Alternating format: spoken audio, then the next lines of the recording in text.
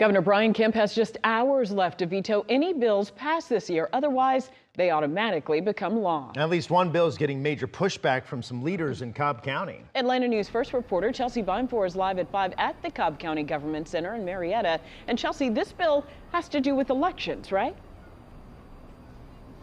Yeah, Tracy, opponents of House Bill 369 say that they feel it's unconstitutional, discriminatory, and confusing to voters, but supporters say they think it removes politics from local government and public service.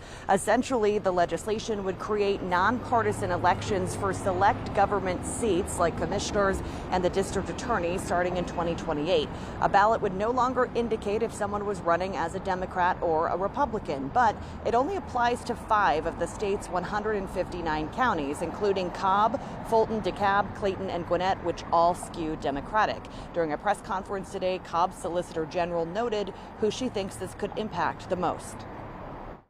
We have black leaders. I mean, that's the quiet part that we don't want to speak, and it suppresses votes.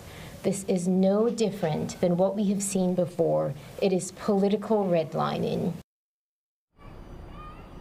Now, again, Governor Kemp has until midnight to decide if he will veto this bill and any others that pass this year in the legislature. If this one does move forward, Cobb Chairwoman Lisa Cupid says it's possible the county could seek legal action. Reporting live in Cobb County, Chelsea Vinefor, Atlanta News First.